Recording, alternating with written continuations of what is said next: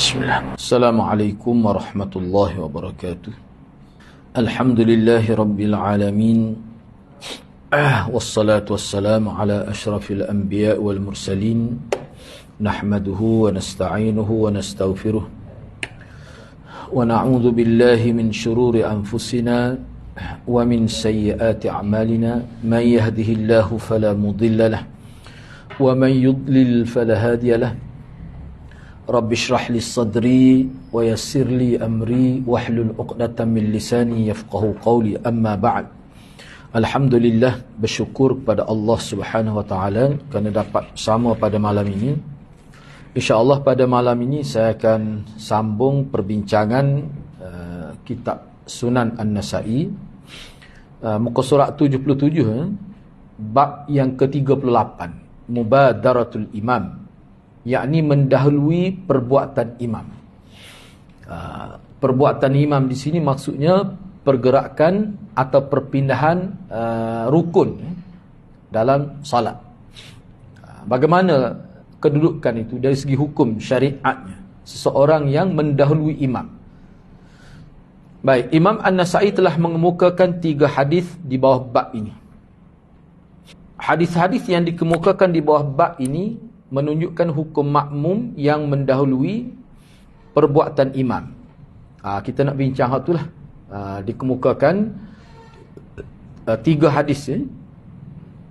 Hadis yang pertama iaitu hadis yang ke-828. Wa bi qala akhbarana Qutaibah qala hadatsana Hammad an Muhammad bin Ziyad an Abi Hurairah qala Muhammad sallallahu alaihi wasallam ala yakhsha alladhi yarfa'u ra'sah qabla al-imam an yuhawwila Allah ra'sa himarin. Imam Nasa'i dengan sanad telah meriwayatkan hadis ini daripada Abu Hurairah. Beliau telah berkata, Muhammad sallallahu alaihi wasallam telah bersabda, apakah orang yang mengangkat kepalanya lebih dahulu daripada imam ketika salat tidak takut Allah akan tukar kepalanya menjadi kepala himar? Ini hadis ni termasuk dalam hadis ancaman. Ini salah satu bentuk hadis ancaman. Melanggar peraturan diancam. Bukan sekadar disebut dosa saja, tidak, tapi diancam. Zahirnya nampak tidak sebut dosa, zahirnya. Tetapi di sini kita kena pakai kaedah, setiap perbuatan yang diancam dengan ancaman buruk itu isyarat bahawa perbuatan itu adalah haram. Itu mengikut ilmu usul lah, gitu kan. Baik.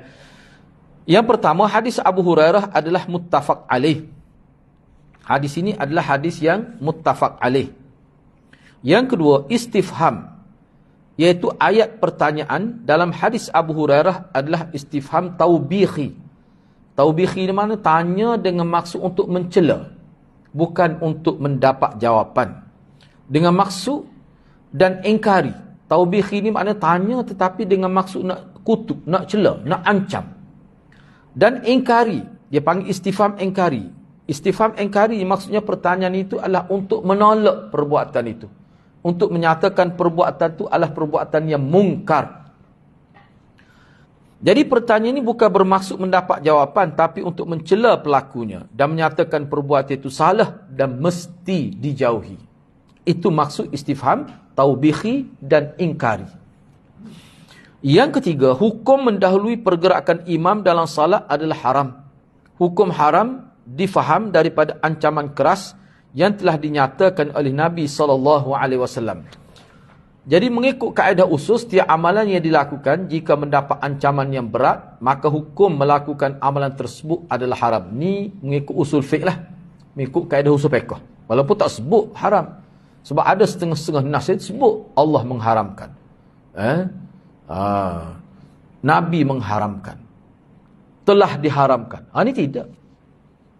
Baik. Yang keempat, dalam riwayat Abu Daud yang bersumberkan daripada Hafs bin Umar, Hafsah lah ni, isteri Nabi, menyebutkan maksudnya, orang yang mengangkat kepalanya sedangkan imam masih lagi sujud.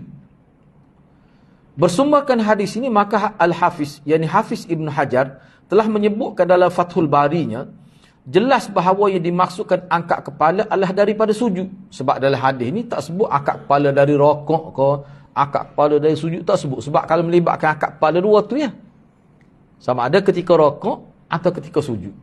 Tapi berdasarkan riwayat daripada Abi Daud ini, jelas sebut sujud, angkat daripada sujud. Dan kerana itulah Hafiz Ibn Hajar, dia kata, maksud angkat kepala dalam hadis yang kita bincang ni maknanya angkat kepala daripada sujud. Hadis ini membantah orang yang berpendapat bahawa hadis ini juga menaskan larangan sujud dan rokok serentak kerana matanya jelas menunjukkan larangan hanya daripada sujud sahaja. Namun boleh dikaitkan dengan rukuk juga kerana angkat kepala dari sujud hanyalah contoh sahaja. Walaupun dalam hadis ni, kalau kita tengok hadis ni, tengok riwayat Abu Daud, nampak angkat kepala pada sujud, patut tak boleh pakai kan untuk perbuatan lain? Boleh juga. Sebab hak sebut sujud dalam riwayat Abu Daud tu contoh saja. Angkat kepala daripada sujud itu contoh saja. Ada juga ulama yang membuat kenyataan sebab disebutkan khusus angkat kepala dari sujud kerana keadaan itu adalah keadaan yang khusus berbanding keadaan yang lain. Jadi keadaan sujud dianggap waktu yang paling dekat seseorang kepada Tuhannya.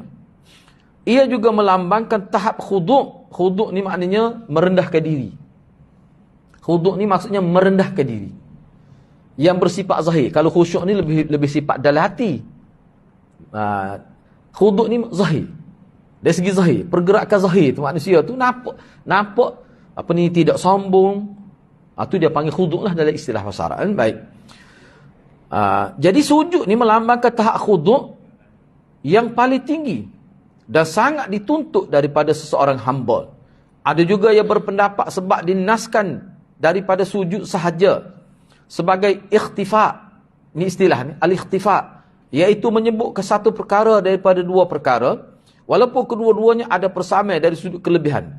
Namun yang disebut secara khusus lebih banyak keistimewaan daripada yang lain. Padahal kita kata perbuatan solat rokok pun ada sebut kelebihan. Tapi dalam banyak-banyak, orang panggil fi'liyah solat, kedudukan solat ni, hak paling hebat lah, paling banyak keistimewaan ketika sujud lah. Antara tempat yang mustajab doa, tu sampai lambang kehinaan yang paling tinggi. Itu. Dah itulah kira jalan hadis sebut kita paling dekat dengan Allah yang ketika sujud tu lah. Itu sebab disebut khusus. Bukan bermakna tak apa. Kita kata dahulukan iman di tempat-tempat lain. Tak boleh supaya ya. Supaya ya. Semuanya hukum haram. Bahkan setengah-setengah ulama tu dia kata batal nak semaya tu. Tu kebanyakan ulama memang kata begitu. Baik.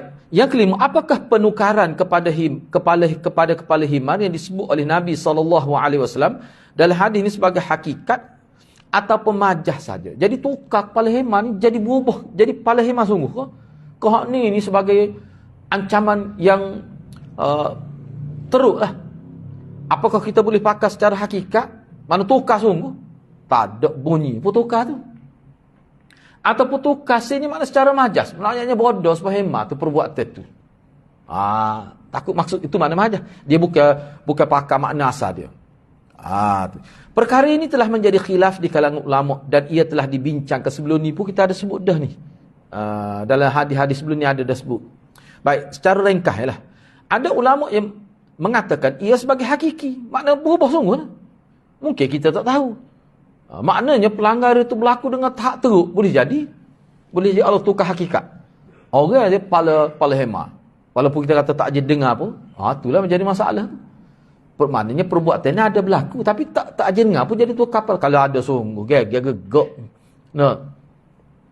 Ada yang mengatakan ia sebagai tidak hakiki, yakni majazi. Allah sebut gitu sebagai ancaman keras supaya jangan sekali-kali buat. Kerana hak ni termasuk dalam perbuatan yang merosakkan salat. Yang keenam, antara yang menjadi perbincangan ulama adalah apakah makmum mesti tunggu sehingga imam selesai melakukan perpindahan rukun, barulah mereka melakukan perpindahan rukun, atau cukup dengan memastikan imam yang mula-mula melakukan pergerakan perpindahan rukun. Jadi maksud mendahului ini lagu mana? Contoh, saya ambil contoh. Mana kita qiyam. Jadi apakah kita kena pastikan imam selesai rokok dulu baru kita rokok? Begitulah juga apabila imam sujud, imam misalnya berdiri daripada iktidal, berdiri, kita kena pastikan imam betul-betul sujud baru kita bersujud. Begitulah je kena pastikan imam tu betul-betul telah duduk daripada sujud, bangun, ataupun macam mana. Itu khilaf ulama. Khilaf ulama tu. Cuba tengok di sini. Sebahagian ulama berpendapat, tunggu imam menyelesaikan perpindahan rukun, barulah makmum melakukan perpindahan rukun. Pergerakan perpindahan rukun. Ini pendapat pertama. Makna kena tunggu. Memang ada pun. Hal ini amal juga, pak kita amal gini. Sama ada secara keseluruhan ataupun individu tertentu. Dan saya dengar dalam internet pun ada ustaz tu, dia kata itu lebih afdal. Iyalah, tak apalah. Memang ada ulama kata begitu pun. Cuma kita nak tengoknya sudut pandang yang berbeza. Baik. Jadi pendapat pertama mengatakan kena pastikan perpindahan rukun itu selesai, barulah makmum melakukan perpindahan rukun. Maknanya bila kita tengok imam itu sudah rukuk, sempurna rukuk, baru kita rukuk. Begitulah juga bila i'tidal, bila imam itu sudah sempurna i'tidal. Sempurna i'tidal ni digambarkan dalam kitab-kitab fiqh, maknanya berdiri dengan sempurna. Antara ciri sempurna tu dia panggil tulai-tulai belakang ni, hak kecil-kecil tu masuk dalam halqah dia lah. Itu yang disebut. Begitulah juga bila imam tu nak sujud, kena pastikan dia sujud, barulah kita turun sujud. Begitulah seterusnya. Itu pendapat pertama. Ada juga kalangan ulama yang berpendapat cukup dengan memastikan imam yang memulakan pergerakan itu. Ini pendapat kedua. Bila dia kata Allahu Akbar tu, dia tak sempurna lagi tu dia punya rokok tu. Tapi tak apalah, kita boleh rokok selalu. Kalau berlaku mana siapa kita dulu pun tak apa. Sebab apa? Sebab yang memulakan tu dia. Tak ada yang kata begitu. Dah ramai juga yang berpendapat gitu. Dah ni lah banyak berlaku bila Jumaat tu ramai. Nak tahu mana? Duk sah keruah tak nampak dah. Tak nampak tak. Enggak kadang-kadang tu email tu dah. Dia kata Allahu Akbar bar tu dia, tak nampak lagi. Ada memang saya pernah jumpa Allah panjang sungguh dia buat. Dia nak susah dia ni, jadi kita tunggu. Ada gitu pun. Kalau siapa tak tu tak boleh. Sebab tu pendapat kedua ni lebih ringan lah. Tapi hak kata pendapat pertama pun dia kata kalau bagi hak boleh tengok. Sebab tu dia kata dalam perincian dia saya tidak sebutlah. Dia kata mana makmum tu, dia semaya sama dia tahu pasal imam tu lagu mana. Kalau tu imam kata Allahu Akbar tu tak apa lagi, dia kena tunggu sekejap. Hak tu lah pendapat kedua kata payahlah lagu tu. Kata imam ni kalau setengah-setengah masjid siapa 7 orang kata imam, tempat ana ada 7 orang. Sebab tu imam dia boleh bekerja pejabat tak ada masalah. Sebab apa? Sebab ramah. Sebab ramah. Jadi kalau kita nak pakai pendapat kedua ni, sebenarnya nak tahu tu imam sempurna tu tak akan dapat tahu. Bagi makmum yang berada dalam saf yang jauh daripada imam. Hak saf pertama pun tak nampak kalau di ujung tu. Itu jadi isu dia. Baik, tak apalah, cuba kita tengok di sini. Bagi yang ada juga kalangan ulama yang berpendapat cukup dengan memastikan imam yang memulakan pergerakan itu. Walaupun imam tak sudah lagi, tak sapa lagi pun ke tahap rokok, tapi dia yang mula-mula buat. Lepas tu kita ikut. Orang panggil ikut dah tu. Kadar tu sudah dikira ikut imam dah tu. Sudah dikira qudwah dah tu. Baik. Bagi yang berpegang kepada pendapat pertama, yakni mesti pastikan imam selesai dulu baru kita melakukan pergerakan. Ini pendapat pertama. Jadi bagi yang berpegang kepada pendapat pertama, maka mereka mesti pastikan imam telah sampai kepada rukun yang seterusnya. Barulah beliau melakukan pergerakan. Sebab tu saya kata hak ni dia jadi dia timbul persoalan sebabnya makmum tu tak nampak. Namun bagi yang berpegang kepada pendapat kedua, maka cukup bagi mereka memastikan imam telah melakukan pergerakan berpindah rukun untuk mereka lakukan pergerakan tersebut. Ini lebih mudah sebab dia bunyi tu imam kata Allahu Akbar. Dia bunyi tu imam kata Sami Allah. Maknanya imam telah buat pergerakan itu. Dia boleh ikut lalu dah. Ini kalau pendapat yang kedua ni maknanya lebih ringan, lebih mudah. Dah ni lah amal dah ni sebenarnya. Moga tak nampak. Contoh kalau maya di Masjid Haram, di Masjid Madinah. Kita dengar. Tu imam kata Allah selalu. Maknanya ikutlah tu. Tu orang panggil ikut. Tu kadar tu. Lepas ni dia akan sebut dengan jelas lagi. Lahzah dia, lahzah detik dia tu. Baik.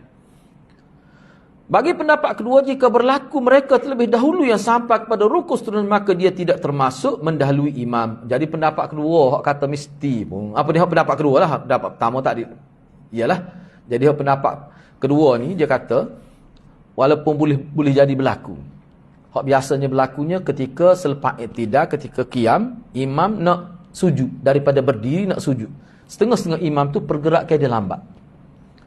Tapi kalau mengikut pendapat yang pertama, tak boleh, kena tunggu. Kena tunggu. Masalah tunggu tu nak tahu macam mana. Di sinilah setengah-setengah ulama kata dia lihat pergerakan imam yang berada di hadapan dia.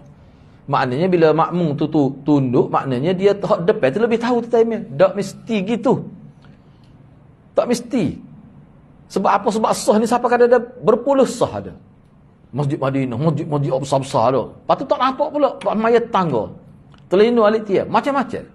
Sebab itulah pendapat yang kedua ni, hak ni lah sebenarnya hak berlaku secara tak langsung pun berlakunya hak ni lah. Untuk mempraktikkan pendapat pertama agak sukar jika jumlah makmum salat terlalu ramai. Payah dia. Tak boleh nak buat. Sebab tu perlu kita tahu khilaf tu. Maknanya apa? Maknanya kalau kita duduk sah depan, bolehlah kita nak amal pendapat pertama. Kalau duduk sah jauh pada imam, nak amal pendapat pertama tak boleh. Begitulah kan? Tak apalah. Tu khilaf lah. Maknanya boleh berlaku. Sebab tu lepas ni Imam Nasa'i nak mempertegah ketika masa dia mari pula hadis yang lebih terang. Nabi kata faiza kabbara fakabbiru, bila tu imam akad takbir baru akad takbir, lepas tu baru akad. Mana lazah tu, waktu tu pun sudah dikira ittiba, kedua imam tu. Tu kita bincang selepas ni. Imam Nasa'i mari, makna tajuk dan hadis yang lebih terang, lebih jelas. Yang ketujuh, ulama berbeza pendapat berkenaan musalli yang telah mendahului imam dalam perbuatan salat. Lagu mana ni kalau berlaku berlaku makmum ni dia dulu melakukan perpindahan rukun, mendahului imam lah. Baik. Pendapat yang pertama, jumhur ulama salat sah tetapi berdosa. Kalau buat dengan sengaja dan dia maksud begitu, memang ulama kata dia batal. Kalau dengan sengaja, dia tahu dah saja nak tunjuk, nak tengok siapa dia, berani tegur dia. Kalau perangai lagu tu hadirat, bahaya tu, hak ni kepala hemat sungguh ni. Kalau tidak tokar pun jadi bodoh lah.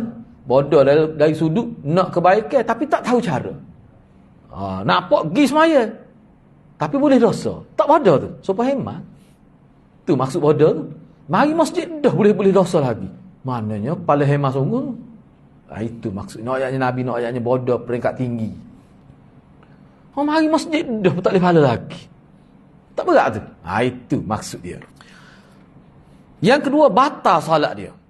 Antara yang berpendapat begini di kalangan sahabat adalah Ibn Umar. Dan inilah juga yang menjadi pegangan Imam Ahmad. Imam Ahmad ni Az-Zahiri juga. Imam Daud Az-Zahiri. Imam Ahmad silap tu tertinggal, baru tinggal. Inilah yang menjadi pegangan Imam Ahmad dan Ahlul Zahir. Dan tertinggal tu. Dan Ahlul Zahir. Letak Ahlul Zahir. Ahlul Zahir seperti Daud Az-Zahiri. Ahlul Zahir ni umumnya Ahlul Zahir. Bawah saya ada buat sebenarnya tu. Kita ada bincang dah sebelum ni rasanya. Maksud Ahlul Zahir tu siapa? Anda sebut dah pasal ni. Baik. Maksud Ahlul Zahir ni biasanya bila kata Ahlul Zahir ni Syekh Daud Az-Zahiri tu. Daud Az-Zahiri. Imam Ahmad pun ada juga di kalangan. Dia umumnya Ahlul Zahir dia pegang pada teks secara literal. Dah hadis kata gitu. Tu Zahir tu. Tu salah satu makna dia. Dan sebenarnya ada juga setengah ulama berbeza pandangnya dalam memberikan maksud Ahlul Zahir itu. Tapi Imam Ahmad ni antara yang kaitkan dia dengan Ahlul Zahir juga. Tapi di sini maksudnya Imam Ahmad dan Ahlul Zahir.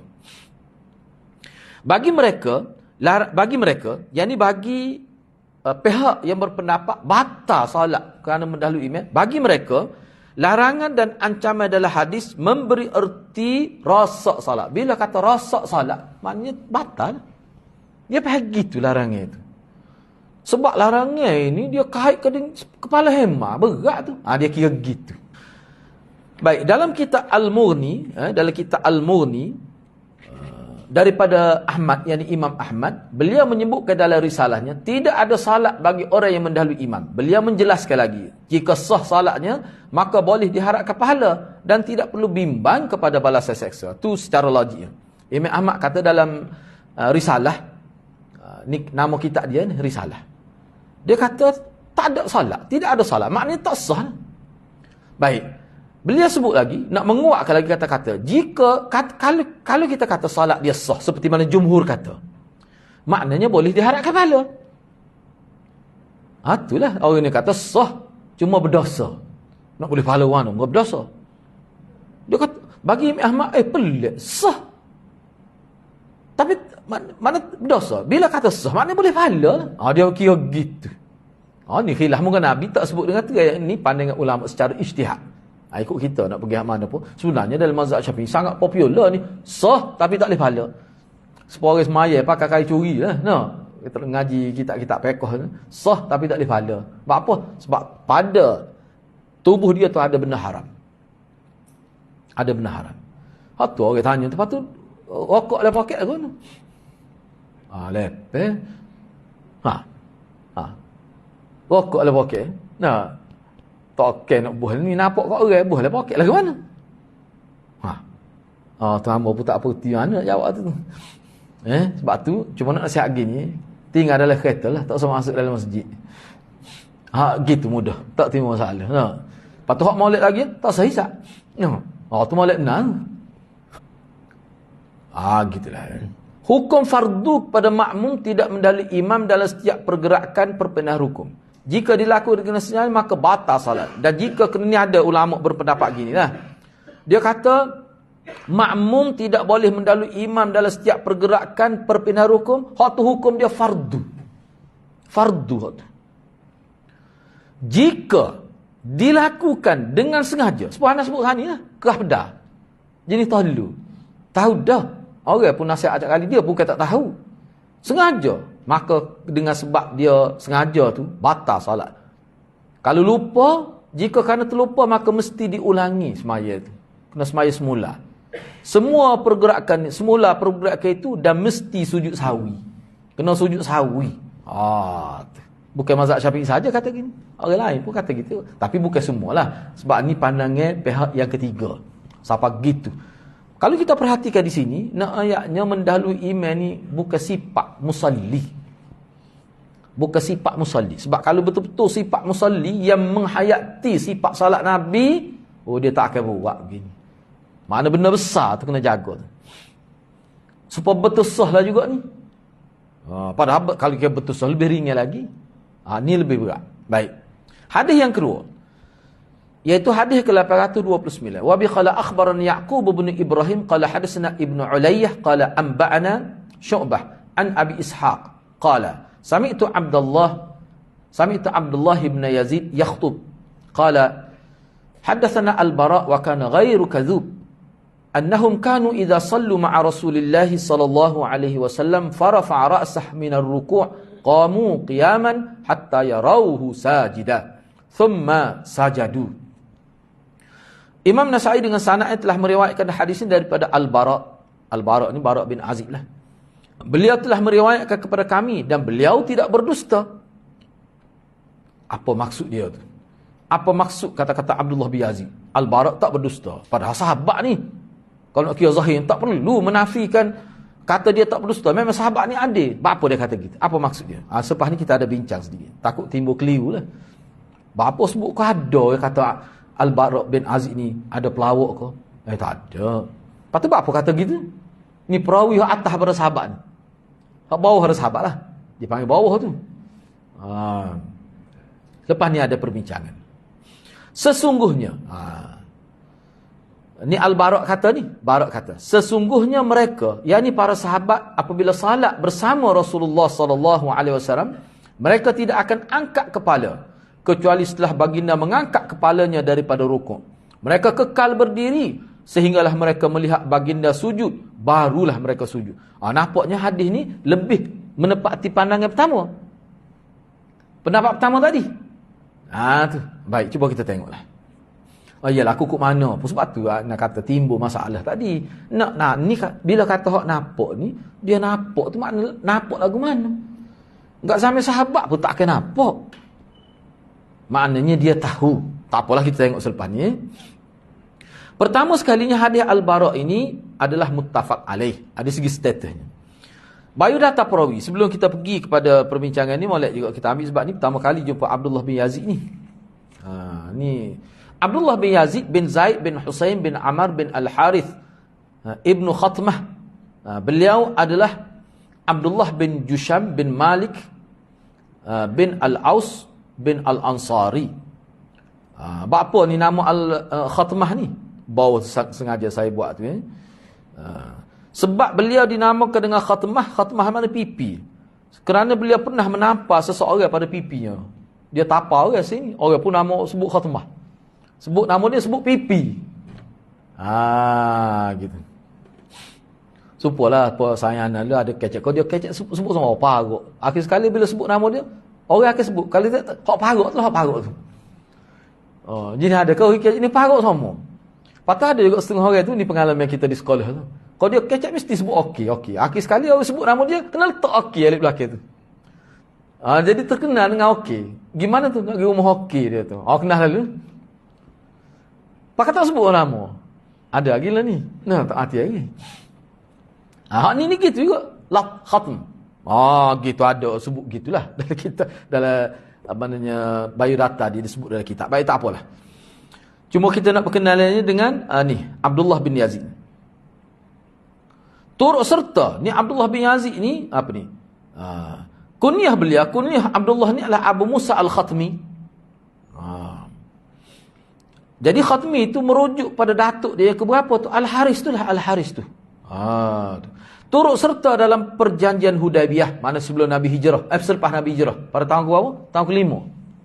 Tahun ke-5 kan? Dalam usia masih kecil, masa tu dia kecil lagi.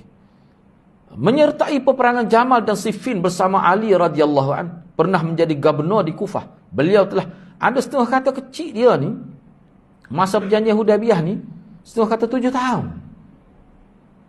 Walaupun setengah ulama kata kecil dah tu. Tu makna dia ni antara sahabat yang muda. Yang muda. Dia terlibat dalam peperangan Jamal dan Siffin bersama Sayyidina Ali. Pernah menjadi gubernur di Kufah. Beliau telah meriwayatkan daripada Nabi SAW, Abu Ayyub, Abi Mas'ud, Qais bin Sa'ad bin Ubadah, Huzaifah, Zaid bin Thabit, Al-Bara' bin Azib dan daripada tokoh lain. Tokoh yang mengambil hadis daripada beliau adalah anaknya sendiri, Musa, cucu lelaki daripada puterinya. Cucu lelaki itu nama Adi bin Thabit Al-Ansari, Muharib bin Dithar Asy-Sya'bi, Abu Ishaq As-Sabi'i, Muhammad bin Ka'ab Al-Qurazi, Muhammad bin Sirin, Abu Ja'far dan lain-lain. Ni hak tidak sahabat lah ni. Kedudukan beliau, yakni Abdullah bin Yazid ini sebagai sahabat telah menjadi khilaf di kalangan ulama. Ada yang menyenaraikan beliau sebagai sahabat dan ada yang meletakkan beliau sebagai tokoh tabi'in saja. Khilaf ulama. Tapi ramai yang kata dia sahabat lah. Imam At-Tabarani telah menyebutkan sebab wuruk hadis ini. Kenapa ada hadis ini? Kenapa timbul hadis ini? Siapa Nabi kata, siapa apa ni Abdullah bin Yazid sebut kata-kata apa ni Al-Bara' siapa sebut dalam khutbah. Padahal tidak nak sebut tu asalnya. Mana siapa sebut dalam khutbah tu? Bahawa Rasulullah tu kami, bapak sahabat dulu maya, apa tubik gitu tu. Kalau nak mudah bagi itulah. Masa dia khutbah tu dia tubik tu. Dia keluarkan kenyataan dalam khutbah. Sedangkan khutbah ni benda hak penting menjadi isu. Baru dikeluarkan dalam khutbah. Maknanya ada sebab lah tu. Penting lah tu. Dia kata kami dulu zaman sahabat. Sebut kami. Zaman sahabat bila semaya tak akak kepala kecuali Rasulullah akak dulu. Dan tak akan sujud kecuali selepas Nabi sempurna sujud. Baru mereka sujud. Kami dulu. Bapa sebut gitu. Imam At-Tabarani telah menyebutkan sebab wurud hadis ni. Kalau Quran dia panggil sebab nuzul, ni sebab wurud. Dalam Musnad Abdullah bin Yazid. Ni mana bila sebut Musnad Abdullah bin Yazid, maknanya bagi ulama yang menganggap dia ni sebagai sahabat, ni bila Musnad ni kitab Musnad ni maknanya ulama mengumpulkan hadis yang diriwayat oleh sahabat. Misalnya Sayyidina Waqah, kumpul hadis dia riwayat saya. Tak kira dalam bab apa. Dia panggil hadis Musnad. Kitab musnad tu, dia ni. Jadi maknanya, bagi mereka ni lah, maknanya dia ni sahabat lah. Kukuk mana pun khilaf. Kena ingatlah tu. Beliau dengan sanad telah menyebutkan bahawa beliau salat bersama orang ramai di Kufah. Beliau melihat orang ramai, ni cerita Abdullah bin Yazid ni. Cerita dianya. Jadi Abdullah bin Yazid dengan sanad dia lah dia sebut. Dia kata bila dia semaya bersama masyarakat di Kufah, beliau melihat orang ramai meletakkan kepala mereka sebelum imam meletakkannya. Dan mereka mengangkat kepala sebelum imam mengangkatnya. Beliau telah menyebutkan hadis dalam khutbahnya sebagai membantah perbuatan salat mereka. Dan sekaligus memperingatkan mereka amalan salat yang betul. Jadi dia menakalkan kata-kata Al-Bara' bin Azib. Nampak tu? Bukan Al-Bara' sedih khutbah, silap tadi tu. Yang khutbah tu dia, Abdullah bin Yazid. Cuma dia sebut. Sebab tu dia kata Abdullah Al-Bara' tak pelawak, tak bohong. Jadi maksud dia tu selepas ni lah. Jadi Abdullah bin Yazid ni bila dia khutbah, dia sebut kata-kata Al-Bara' ni. Bahawa Al-Bara' ni kata kami dulu di kalangan sahabat, kalau semaya gini. Apa Abdullah sebut gitu dalam khutbah? Sebab dia tengok masyarakat ni nampak sudah lari daripada sifat solat Nabi. Itu maksud dia. Baik, yang keempat, timbul kemusykilan di sini. Apa ni? Tak habis lagi ni. Beliau telah menyebutkan hadis dalam khutbahnya sebagai membantah perbuatan salat mereka. Dan sekaligus memperingatkan mereka amalan salat yang betul. Itu tujuan dianya. Yang keempat, kenapa Abdullah bin Yazid menyebutkan beliau tidak dusta selepas menyebutkan nama Al-Bara'? Apakah ada pihak yang mempertikaikan keabsahan sahabat dalam periwayatan maklumat agama? Apakah begitu? Para ulama telah memberikan beberapa jawapan. Kenapa dia kata Abdullah Al-Bara' ni tak dusta? Dia sebenarnya kalau kadzub ni, dia berat lagi. Maksud dia sebab dia guna istilah kadzub. Kadzub ni makna orang banyak berdusta. Supaya tahur ni mana air yang banyak menyucikan. Kata As-Sindi, pertama tu, As-Sindi kata, Abdullah berkata demikian sebagai memberikan keyakinan pendengar terhadap maklumat yang beliau cuba sampaikan. Beliau ingin menegaskan dan menguatkan lagi kebenaran maklumat yang disampaikan. Tidak timbul isu ada pihak yang mempertikaikan keabsahan sahabat Al-Bara' bin Azib. Bukan maksud tu dia nak memperkukuhkan maklumat. Sahabat semua orang tahu dah tak dusta. Kuat lagi. Sahabat ni tak pelawak. Maknanya kalau kamu tak seikut ni, maka kamu akan ikut hak tak betul. Tu maksud dia. Sebab aku ambil daripada sahabat tak pelawak. Seperti gitulah. Tu. Yang kedua, kata Abbas Ad-Dawri, tinggal tu. Abbas Ad-Dawri dalam tarikhnya. Tarikh tu nama kitab dia. Tertinggal. Tulis dalam tarikhnya. Meriwayatkan daripada Yahya bin Ma'in bahawa beliau telah berkata. Yakni Yahya bin Ma'in. Kata-kata berkenaan dimaksudkan kepada Abdullah bin Yazid. Bukan kepada sahabat Al-Bara'. Kerana sahabat sudah sedia adil dan tidak perlu mana-mana pihak meraguinya. Isu yang utama di sini adalah menyatakan kepada umum tentang kebenaran dan keabsahan perawi yang mengambil daripada Al-Bara' itu Abdullah. Jadi perawi lain kata Abdullah bin Yazid tidak dusta. Perawi lain. Semuanya dengan maksud nak menyatakan maklumat ini benar. Itu maksud dia. Jadi menafikan dusta daripada perawi hak bawah daripada Al-Bara' iaitu Abdullah bin Yazid. Ini kata Abbas Ad-Dawri dalam kitab tarikh dia. Yang ketiga, kata Al-Khattabi, kenyataan seumpama ini tidak semestinya bermaksud menghilangkan tuhmat kepada perawi. Jadi kalau kita kata-kata ni dituju pada sahabat pun tak salah. Bukan bermakna nak membersihkan nama sahabat. Bukan maksud gitu.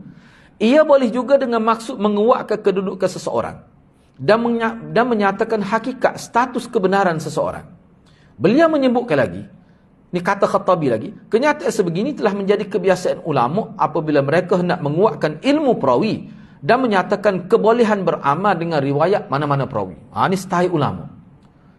Walaupun tak ada berlaku penafian terhadap perawi itu, dia mempertegahkan perawi ini tidak dusta.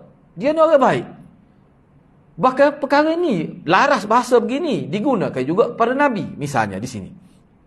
Misalnya, Abu Hurairah pernah mengungkapkan kata-kata, Sami'tu Khalili As-Sadiq Al-Masduq. Sami'tu Khalili As-Sadiq baca. Kena baca qaf tu bagi datang. Sebab dia jadi badal kepada Khalili. Kalau belajar bahasa Arab lah. Sami itu Khalili as-sadiq al-masduq. Yang bermaksud saya telah mendengar kekasih saya. Maknanya Rasulullah lah. Yang benar lagi dibenarkan. Apa Rasulullah ni pernah berdusta ke? Sehingga perlu dikatakan as-sadiq al-masduq itu. Tak, nak ayat hakikat dia. Kata-kata mereka dimaksud apa ni? Ibnu Mas'ud juga pernah berkata, haddatsani as-sadiqu. Kena baca ku. Sebab dia jadi fa'il. Haddatsani as-sadiqul masduq, yang bermaksud telah meriwayatkan kepada saya oleh seorang yang benar lagi dibenarkan. Ibnu Mas'ud pun guna gitu. Tak ada orang kata Nabi dusta. Sebut tu nak ayat hakikat. Nak menguatkan maklumat. Kata-kata mereka dimaksudkan kepada Nabi SAW. Adakah ini bermaksud mentakdilkan dan menafikan kebarangkali yang pernah berdusta kepada Nabi? Tak, tidak maksud tu. Tentu sekali mereka berdua tidak bermaksud demikian. Bahkan ia diungkapkan sebagai menyatakan hakikat dan memujinya sallallahu alaihi wasallam. Nak puji Nabi. Kata Qadhi Iyad dan Imam An-Nawawi, tidak ada keperluan berkata begitu kepada sahabat. Jadi bagi Qadhi Iyad dan Imam Nawawi, maksudnya hak kata disebut dalam hak ni tu untuk Abdullah bin Yazid, bukan untuk sahabat. Sebab tak ada keperluan kita nak kata gitu kepada sahabat. Tujuan sebenar ungkapan demikian muncul adalah dengan maksud menguatkan hadis. Itu sebenarnya. Baik, maklumat dan perbincangan hadis telah disebutkan dalam hadis sebelumnya. Sebelum isi kandungnya ni sebenarnya ada dah sebelum ni kita bincang. Baik, seterusnya hadis yang keberapa tu? Hadis yang ketiga. Iaitu hadis yang ke-830. Wa bi qala akhbarana Muammal قال أخبرنا معمل بن هشام قال حدثنا إسماعيل بن علية عن سعيد عن قتادة عن يونس بن جبير عن حطان بن عبد الله قال صلى بنا أبو موسى فلما كان في القعدة دخل رجل من القوم فقال أقرت الصلاة بالبر والزكاة. فلما سلم أبو موسى أقبل على القوم فقال أيكم القائل هذه الكلمة؟ فأرم القوم. قال يا حطان لعلك قلتها. قال لا وقد خشيت أن تبكعني بها.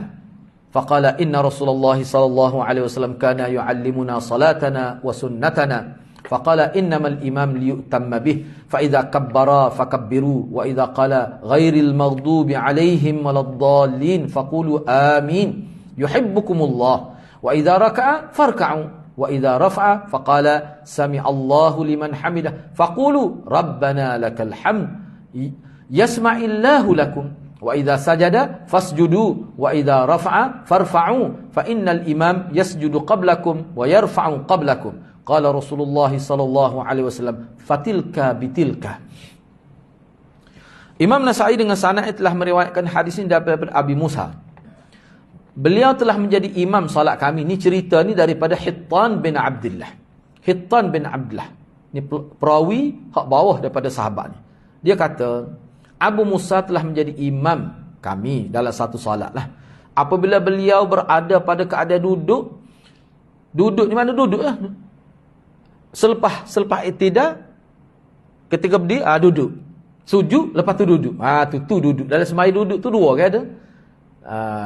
Duduk antara dua sujud. Lepas tu lagi duduk ketika tahiyat. Ataupun lagi kalau masa sujud dia panggil jilsah istirahiyah tu. Maknanya lepas sujud yang kedua, duduk dulu sekejap, baru bangun. Ada juga begitu. Tu ya duduk ada dalam sembahyangnya. Baik, tak apalah. Jadi apabila beliau berada pada keadaan duduk, maka telah masuk dalam solat seseorang dari kalangan kaum berkenaan. Kaum tempat dia semaya itulah. Lalu orang itu berkata, telah disamakan dengan solat berbuat baik dan zakat. Dia kata telah disamakan dengan solat berbuat baik dan zakat. Ni kata-kata ni ulama hurah lah sebab tak jelas. Gapo dia maksud orang ni kata ni. Bawa selepas tu saya buatlah. Dalam hurah itu ada disebut. Orang ni kata gitu. Dia kata tu dalam semaya. Jadi Abu Musa ni dengar lah. Apabila Abu Musa memberi salam, maka beliau telah berpaling ke arah makmum lalu berkata, siapa di kalangan kamu tertinggal? Siapa di kalangan kamu yang bercakap tadi? Siapa di kalangan kamu tu tertinggal? Yang bercakap tadi, hok kecek gitu tadi, hok kata solat telah disamakan dengan berbuat baik dan zakat. Siapa dia kecek gitu? Maknanya bercakap ketika solat, siapa dia? Orang ramai semuanya diam, tak ada mengaku suara Abu. Beliau berkata, beliau tu Abu Musa, wahai Hittan, engkau kah yang bercakap tadi? Tu Hittan bin Abdullah tadi. Mu kah kecek tadi? Maka beliau menjawab, yakni Hittan, bukan saya. Saya bimbang engkau akan mencela saya dengan sebab ucapan itu. Bukan saya tu. Maknanya jangan kutuk saya lah. Bimbang, saya takutnya kata saya pula lah. Itu maksud dianya. Tak apalah. Abu Musa berkata, sesungguhnya Rasulullah SAW telah mengajar kita cara salat dan sunnah kita. Beliau menyebutkan lagi, sesungguhnya imam dilantik untuk diikuti. Jika beliau bertakbir, maka bertakbirlah. Dan jika beliau berkata, ghairil maghdubi alaihim waladdallin, maka kamu katakanlah amin. Mudah-mudahan kamu akan disayangi oleh Allah. Apabila imam rukuk, maka kamu rukuklah. Kena perhati tu, apabila imam rukuk, maka rukuklah. Itu jarak masa tu. Zahirnya nampak tidak mesti sempurna perpindahan rukuk baru kita buat perpindahan rukuk. Maknanya asalkan dia mula dulu. Zahir nampak gitu. Itulah jadi khilaf tu. Baik. Apabila imam angkat kepala, yakni i'tidal, maka kamu angkatlah kepala kamu. Apabila imam menyebutkan sami Allahu liman hamidah, maka kamu katakanlah Rabbana lakal hamd. Pasti Allah mendengar kamu. Di sini ana buat secara ringkas, makna Allah akan makbulkan doa kamu. Apabila imam sujud, maka kamu sujudlah.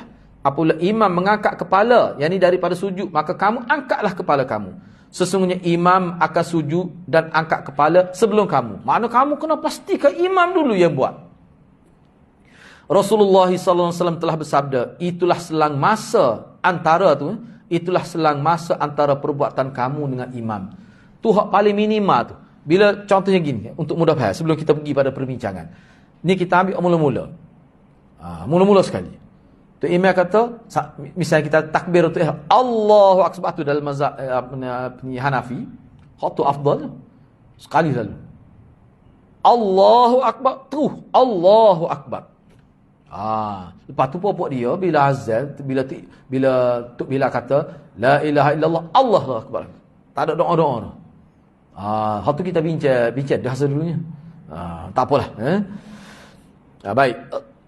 Jadi makna kalau kita perhatikan di sini, maknanya bila tu imam kata Allahu akbar nak rakaat, bila tu imam kata Allahu akbar boleh selalu dah. Sebab kita rakaat tu selepas imam kata. Selepas imam melakukan perbuatan itu. Jadi hak ni pendapat mana? Pendapat kedua lah. Lebih, zahirnya nampak lebih dekat dengan pendapat yang kedua tu. Gitu. Begitulah seterusnya. Zahirnya begitu. Baik, cuba tengok perbincangan ni. Yang pertama sekali hadis Abu Musa al-Ash'ari adalah sahih dan ia telah dikeluarkan oleh Imam Muslim dalam kitab sahihnya. Baik. Yang kedua, zahir hadis menunjukkan lelaki ini masuk dalam salat dalam keadaan masbuk, bukan muafiq. Kena ingatlah, kalau kita bicara muafiq ni kadar paling minimalnya sempat rokok bersama imam. Kita tidak nak bicara khilaf-khilaf ni, sebab bicara dulu. Ni hak paling sikit. Mana kalau hak tu pun tak ada, maka kita tak ada lah rakaat tu. Itu maksudnya. Kalau tak sempat, kita sebut dah sebelum ni, kalau selisih, kita ada lagi setengah ulama kata. Selisih. Tu imam nak i'tidal, sami Allah, kita pun Allah akbar, selisih. Tu setengah ulama kata dah lagi. Sebab tidak dikira tertinggal satu rukun. Baik, tak apalah. Baik, kalau kita perhatikan zahir hadis, lelaki ni masuk dalam salat dalam keadaan masbuk. Jadi masbuk tu nampak macam di ujung dah tu. Ujung semaya. Ketika duduk dah tu. Baik. Dalam riwayat Abu Daud menyebutkan beliau masbuk pada duduk rakaat akhir. Ni terang lagi. Kalau dalam riwayat Abu Daud, masbuk tu pun rakaat tak ada sabuk. Sebab dia duduk pada rakaat akhir. Duduk pada rakaat akhir ni maknanya rakaat akhir pun tak ada. Makna sekadar sempat berjamaah sahaja. Itu maksud dia. Ni dalam riwayat Abu Daud. Baik. Ni hak nombor 2 ni sekadar nak menyatakan situasi lelaki ni masuk dalam semaya tu dalam keadaan muafiq ke masbuk. Jelasnya masbuk. Dalam riwayat Abu Daud bukan sekadar masbuk, rakaat pun tak ada sahabuk. Sekadar boleh jemaah. Yang ketiga, apa maksud kata-kata salat dikaitkan dengan berbuat baik dan zakat? Hak lelaki ni kata, bila masuk semayang kata begitu. Oh, dia kata salat ni dikaitkan dengan bil bir wa zakah. Ukiratis salah bil birri wa zakah. Siapa Abu Musa kata, siapa dia kecek gitu ni lepas sesama itu? Kenapa dia sebut gitu? Baik. Imam An-Nawawi berpendapat, maksud kata-kata salat dikaitkan dengan bir, buat baik dan berzakat itu maksudnya diperkukuhkan salat dengan berbuat baik dan berzakat. Semua amalan berkenan telah diperintahkan oleh Allah berdasar kepada nas Quran dan hadis. Patut juga ulama ijma' apa tu masuklah ke lah. Baik. Jadi maknanya dikaitkan tu maksudnya dari sudut mana kalau kita nak bagi kualiti pada solat, kita kena buat baik di luar solat. Dan zakat apa perlu dikeluarkan. Tu maksud kata-kata dia, kata Imam Nawawi. Jadi maknanya solat ni salah satu ciri kesempurnaan solat, dia kena ada perubahan hidup di luar solat. Kena buat baik, bir tu makna buat baik. Dari segi harta kena keluar zakat. Kalau tak sedekah sunat, sedekah wajib tak boleh tinggal. Itu maksud dia.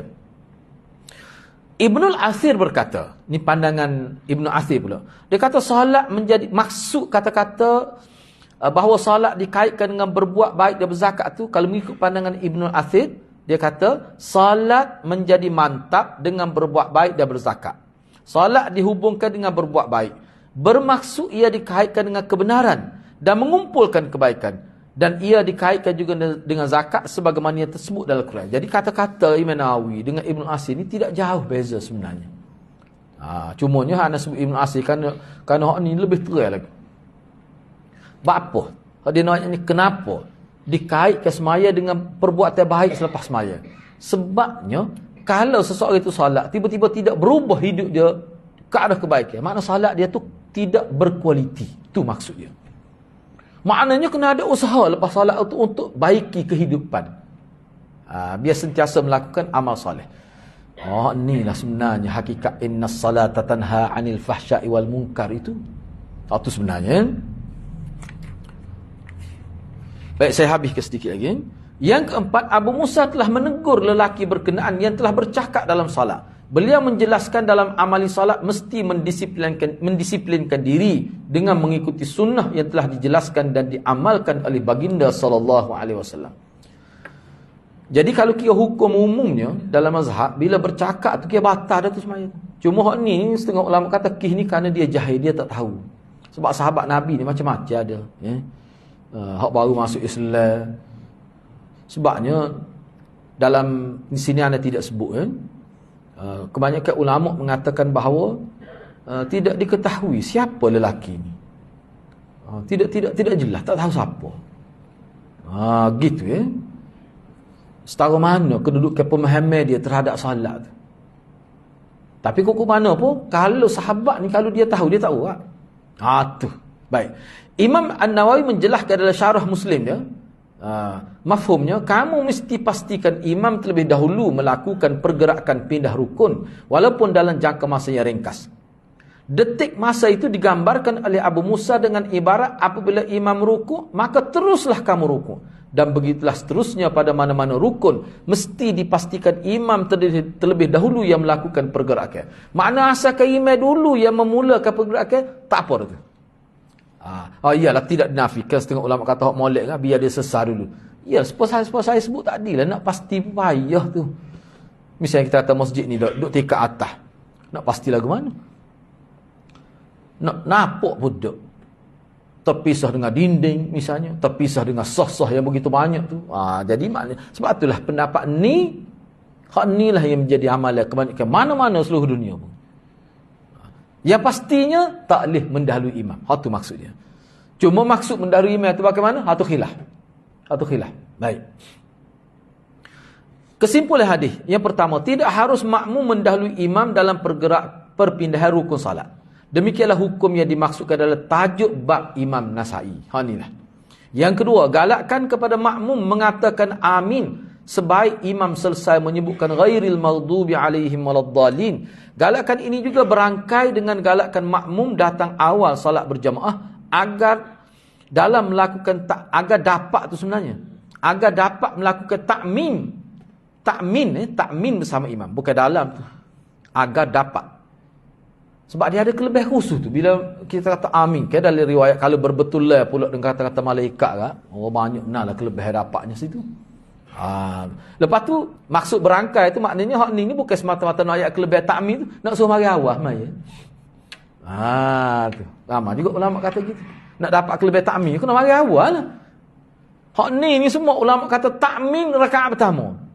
Bukan takmin rakaat kedua. Takmin rakaat kedua pada yoga. Ini takmin rakaat pertama. Situasi berbetulan takmin makmum dan takmin malaikat akan mendapat istijab daripada Allah. Doa daripada Allah Subhanahu. Istijab mana? Perkenan doa. Akan dapat istijab mana? Perkenan doa. Saja guna istilah tu. Yang ketiga, imam adalah qudwah kepada makmum. Bermaksud beliau tidak boleh didahului dan beliau mesti orang terbaik dari kalangan makmum. Maknanya ni antara contoh kenapa kita kena ikut dia. Sebab dia molek, tak kena ikut orang tak molek. Dia kira gitu. Ni salah satu. Apa kena ikut sangat tu? Dia falsafah. Isyarat-isyarat yang nak disampaikan. Kena ikut tu imam. Maknanya betul imam kena pilih hak molek, hak paling molek, paling jauh di kalangan kita. Sebab apa? Sebab dia mu'tamman, orang yang diikuti. Gitulah. Baik, bab yang ke-39 tu kita bincang minggu hadapan insya-Allah. Bab hak minggu depannya, khurujur rajul min salatil imam wa faraghuhu min salatihi fi nahiyatil masjid. Seseorang memutuskan dengan imam dan menyelesaikan salatnya di suatu sudut masjid. Duduk tengah semaya, dia memutuskan. Gapo dia maksud memutuskan? Hak tu perbincangan banyak ulama. Sebab dia ada istilah yang berbeza. Wallahu alam, kita berhenti setakat tu dulu. Mudah-mudahan Allah berkati kita semua. Aku qouli hadza wa astaghfirullahal azim li wa lakum. Wassalamualaikum warahmatullahi wabarakatuh.